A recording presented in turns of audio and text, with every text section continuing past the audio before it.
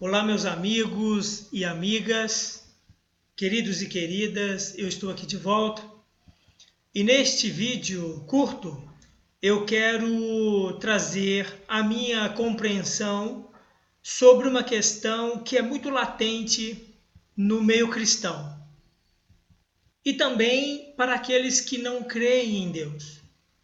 Invariavelmente nós ouvimos o seguinte questionamento: por que Deus permite o sofrimento? Por que Deus está me provando? Por que Ele está me tratando? O que Ele quer de fato com isso?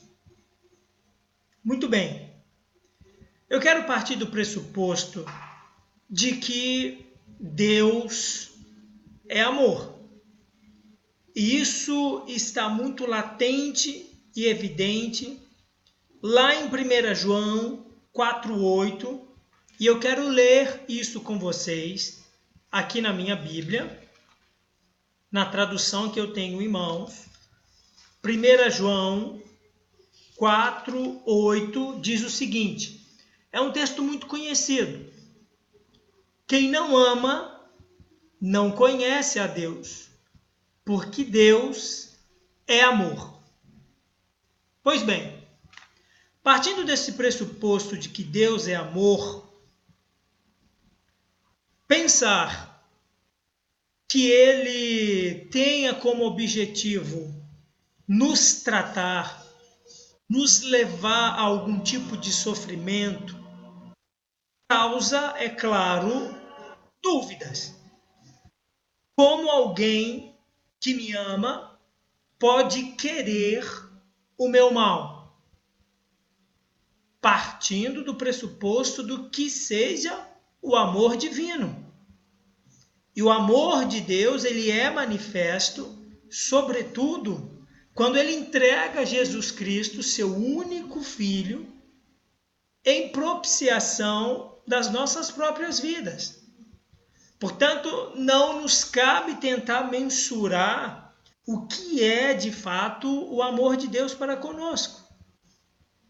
Lá no madeiro, Jesus Cristo se entrega como nosso resgatador. Ali nós temos uma evidência latente do propósito de Deus para a humanidade: resgatar-nos, restabelecer a nossa relação com Ele. Pois bem, então como nós passamos por dificuldades? Nós somos de fato tratados? Meus queridos e queridas, essa é uma discussão muito abrangente. Eu tenho os meus pressupostos sustentados na palavra do Senhor sobre isso. E esses meus pressupostos, eles residem em um texto que é um texto muito claro para qualquer um que possa ler. Esse texto está lá em Tiago. Estou abrindo aqui a minha Bíblia. Tiago, o capítulo 1, a partir do versículo 12. Tiago diz o seguinte: feliz aquele que continua a perseverar em provação, porque ao ser aprovado receberá a coroa da vida, que Deus prometeu aos que continuam a amá-lo. Ouçam bem isso no versículo 13. Quando estiver sob provação, que ninguém diga: estou sendo provado por Deus, pois com coisas más Deus não pode ser provado, nem prova a ninguém. Tá claro isso para você, meu caro? O texto é muito evidente. Vou repetir. Versículo 13, Tiago, capítulo 1, versículo 13. Quando estiver sobre provação, que ninguém diga estou sendo provado por Deus, pois com coisas más Deus não pode ser provado, nem prova a ninguém. Muito bem. Se Deus não pode ser provado por coisas más, e se ele não prova ninguém com coisas más, por que nós estamos diante de um sistema de coisas tão mau? Olha, pessoal, a resposta sob a perspectiva da Bíblia, ela é muito evidente. Quem é o governante deste sistema de coisas? Certa feita, Jesus disse que o príncipe desse mundo estava chegando e ele não tinha nada nele. E nós sabemos bem que o príncipe desse mundo é Satanás, o diabo. Ele é o governante deste sistema de coisas. Sabemos também que Jesus já reina. E haverá um momento onde ele estabelecerá o seu reino. Você se lembra quando Satanás ofereceu a Cristo o governo da terra? Ora, pois, não há dúvidas de que nós estamos debaixo do governo de Satanás. Pelo menos por mais um pouco de tempo, até que o reino seja estabelecido em toda a sua glória e plenitude. Então nós não podemos nos dar ao luxo de imputar a Deus todas as mazelas das nossas vidas. O sol nasce para justos e injustos. Justos e injustos estão sujeitos ao governante deste sistema de coisas. O que não quer dizer que, se Deus quiser, ele pode nos livrar de quaisquer que sejam os laços ou circunstâncias de Satanás. Agora atentem-se para os versículos que vêm depois deste. Mas, versículo 14, mas cada um é provado ao ser atraído e seduzido pelo próprio desejo. Então o desejo, quando se torna fértil, dá à luz o pecado. E o pecado, quando consumado, produz a morte. Meus queridos, é preciso que nós nos responsabilizemos. A palavra de Deus é para nós um azimute, uma bússola, um protocolo de vida. Quando eu abro mão desse protocolo de vida, eu posso me dar ao luxo de experimentar situações que contrariem os princípios de Deus na minha vida. E, inevitavelmente, a minha ação desencadeará alguma resultante. E é preciso que nós nos responsabilizemos. Nós não podemos prerrogar que todas as coisas é porque a vontade de Deus é essa, que eu sofra, que eu passe por dificuldades financeiras, que as coisas não contribuam para que a minha vida seja uma vida menos problemática. Lembre-se que a palavra de Deus diz que para os justos todas as coisas cooperam para o bem. Ora, pois, é preciso que nós apropriamos de verdade daquilo que a palavra de Deus tem nos dito. Deixa eu trabalhar com vocês dois conceitos muito importantes. Há uma diferença gigantesca entre permissão e vontade. Eu tenho certeza que todos vocês se lembram da parábola do filho pródigo. Não é verdade? A parábola do filho pródigo, ela está lá em Lucas 15, do versículo 11 até o versículo 32. Depois você pode ir lá na sua Bíblia ler, caso você ainda não tenha lido ou não se lembre. Muito bem. O filho mais novo requereu de seu pai a sua herança para dar conta da sua própria vida. Contrariado, o seu pai, não vendo outra maneira, deu-lhe a herança, a parte que lhe cabia, e permitiu que o seu filho fosse viver a sua própria vida. O pai permitiu, mas não era a vontade do pai que o filho fizesse isso. Tá claro isso? Na maioria das vezes, nós agimos como o filho pródigo. Nós queremos a nossa parte da herança, nós queremos apropriar daquilo que pressupostamente é nosso, porque nós nos identificamos como filhos, como co-criadores, como co-herdeiros em Cristo Jesus. E a partir do momento que nós apropriamos disso, nós começamos a trilhar o nosso próprio caminho. Nós abrimos mão das diretrizes da palavra do Senhor para trilhar aquilo que nós entendemos que faz sentido para nós. Ou seja, não é da vontade de Deus que nós fizéssemos isso. Como não era da vontade do pai do filho pródigo que ele requeresse a sua parte da herança e fosse viver a sua vida. E o resultado dessa história nós conhecemos muito bem.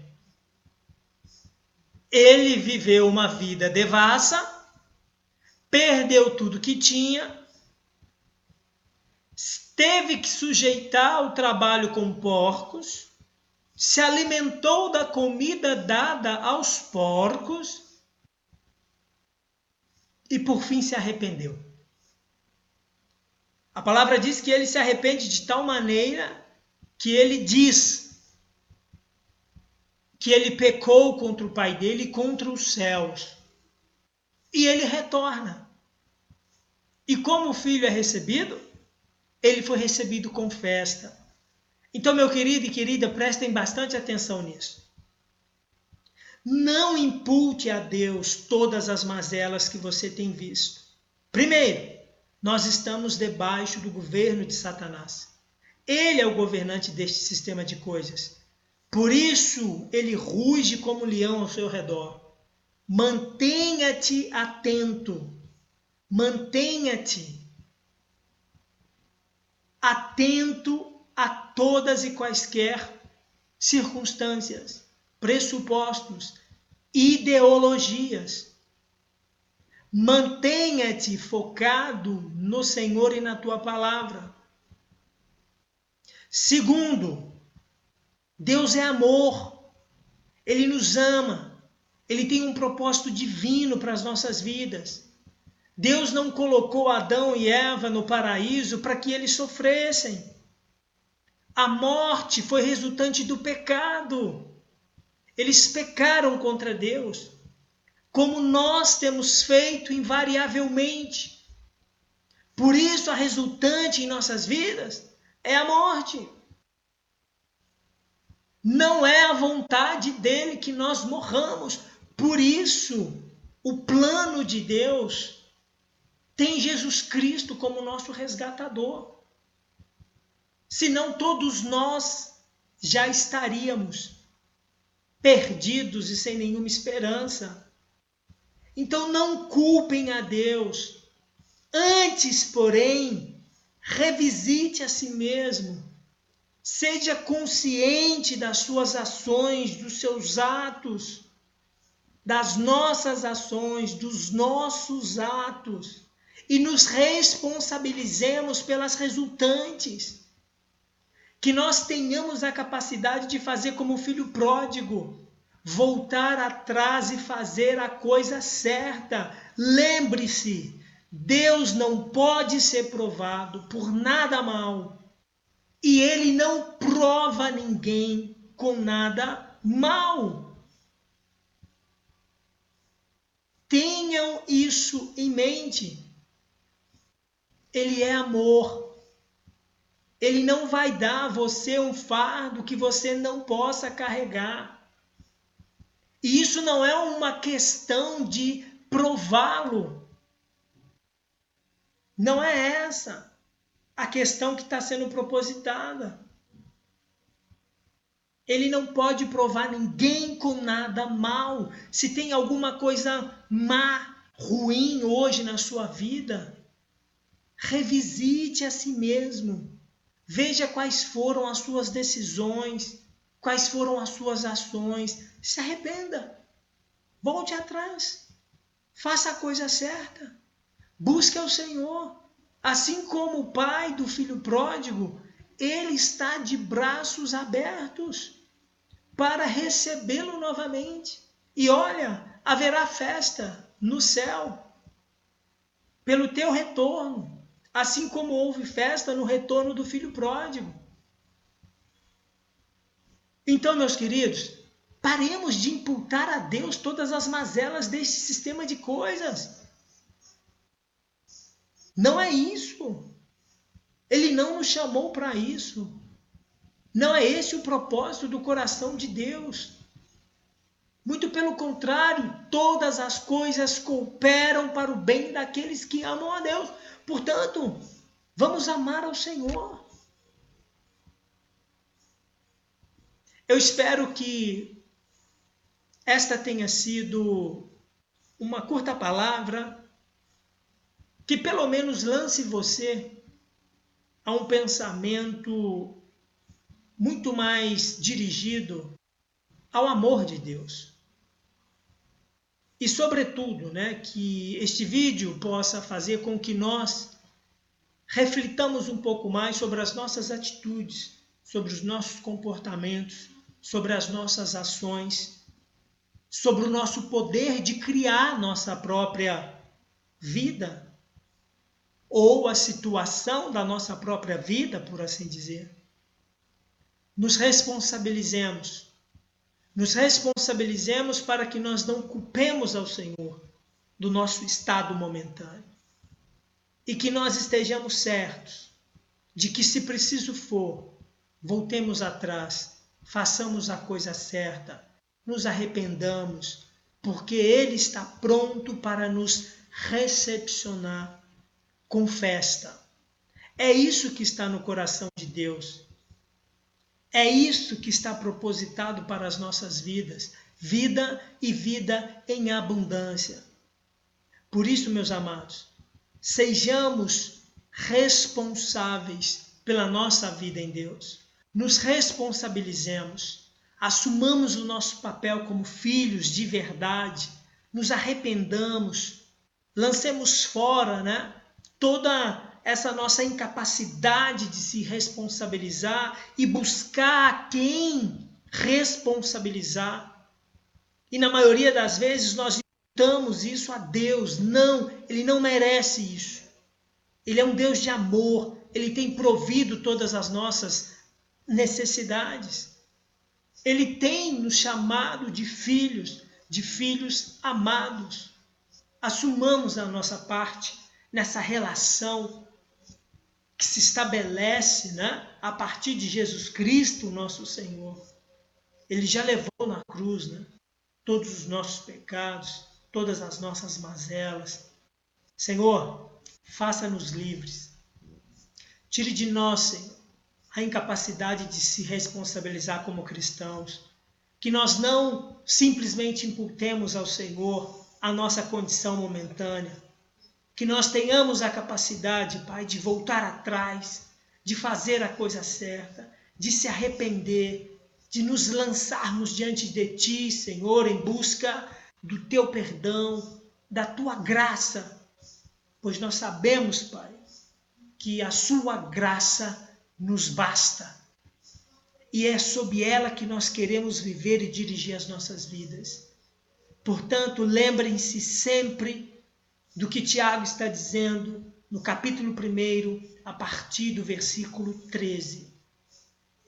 Ele não nos prova com nenhuma coisa má. Muito pelo contrário. Ele providencia os meios, a força, o poder, o ânimo, para que nós consigamos combater o bom combate, guardar a fé e sermos chamados de filhos eleitos. Um grande abraço, Deus os abençoe.